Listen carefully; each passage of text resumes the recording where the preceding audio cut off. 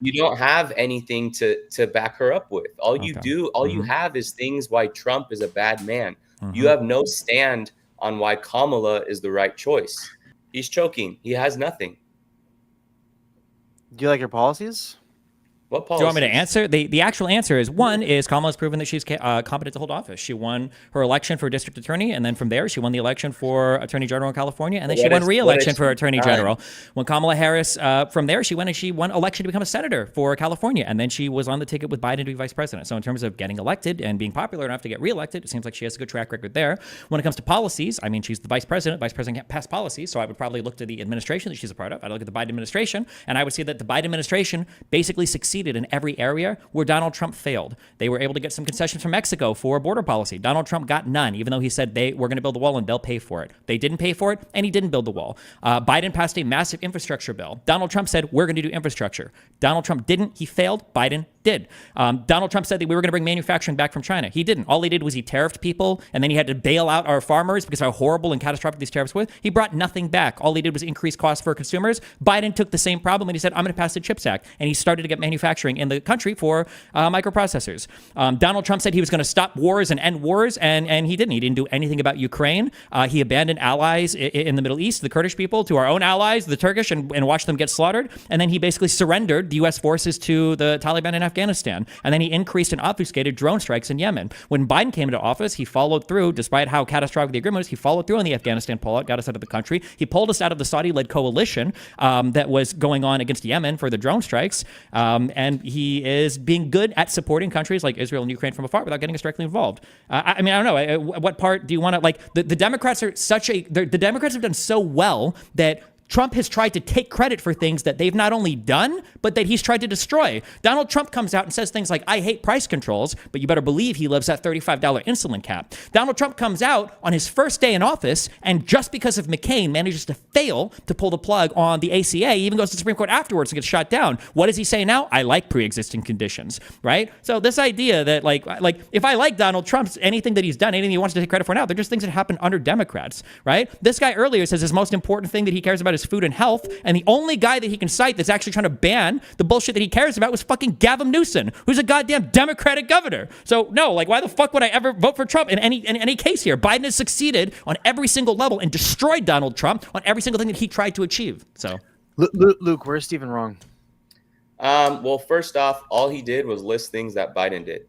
All he did was, when listing Kamala's achievements, he just said, well, she won this, she won that, she won that. I think he said Trump didn't get concessions from Mexico. That was like right? But I'm not talking about Trump at all right now. I'm talking about he can't give reasons why he backs Kamala of things that she's actually done. When I asked him directly, what has she done? All he said was, she won this, she won this, she won this. Biden did this, Biden did this, Biden did this. She has been the face of Biden's presidency this whole time. She has had more say in this administration than any vice president that we've had before. And you're telling me that she can't push for these things? She's the president's right-hand man, right-hand woman. She's not the what do you think the job of the vice president is? Why didn't she do better on the border, Stephen? Why did she fail? The border is not her job. What do you mean? Then why was she the border czar? She was not the border czar. Kamala Harris was put in charge of trying to secure concessions from other countries to process immigrants in those countries before coming to the United States. And you know what? We managed to do that. There are now processing centers in places in Central America and in Mexico for immigrants that are trying to seek asylum in the United States. We were successful in that. But Kamala Harris is not solely put in charge of the border. What has Kamala Harris done that justifies her reasoning to be president? She's a joke. Okay. What? You can't answer it. She hasn't done anything. What? She was part of an administration. She wants to continue the policies of that administration. That's what I would support. I just said it. Is that fair, Luke? So your point was that Stephen rattled off a bunch of stuff that Biden did, and you're saying, well, that's not Kamala. And Stephen's saying, well, it was Kamala. She was in that administration. So she should get credit for that to some extent, right? What do you think? Well, then would she get credit for the crazy influx in prices that we're seeing? Would she get credit for the? What do you think was the biggest driver of increase in prices? What do you think caused prices to increase? Would she get credit for the 13 soldiers of our nation that died coming back from Afghanistan? You know that more wait, do you know that more soldiers died in Afghanistan under Trump than under Biden? But wait, do you know that? Do you know that more soldiers died? Do you know that more soldiers died under Trump than under Biden? That's all you. Do you know that more? Do you know that? You don't know that, yeah. You literally have Trump derangement. There's a gap here. You have Trump derangement syndrome. Hold on. There's a gap here. So Luke is pointing out 13 soldiers died. And I think Stephen, I think what you're doing is you're acknowledging that those people died. And then the next point you say is, well, more died under Trump, which I think is a valid point. But in missing that middle step of acknowledging, it sounds, Luke, like Stephen's using a red herring to get away from the point, whereas he's actually acknowledging it. He's saying, yeah, 13, but guess what? In the grand, that's not that much big of a number. I think that's what he's saying.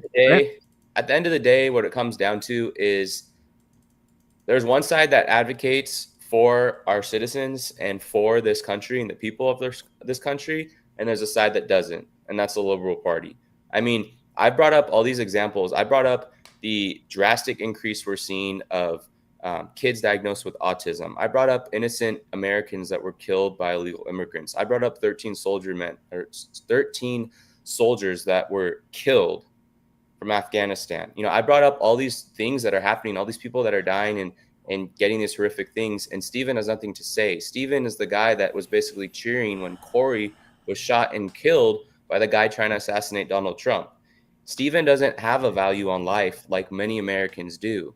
He's just pushing for the agenda that his party is pushing, and he can't even support and stand up for Kamala because at the end of the day, she's a joke, and all she has is this agenda that she's pushing and that she's put on all of her followers that don't even know why they support her. Final thoughts, Stephen? And then we can wrap. Just this conversation just blew my mind like a Trump rally. All right. Okay. Thanks. I really appreciate you guys doing this. I hope, I thought this was great. I think these long form, in-depth discussions are important. I know it got heated, but at least you guys are both pro-gun.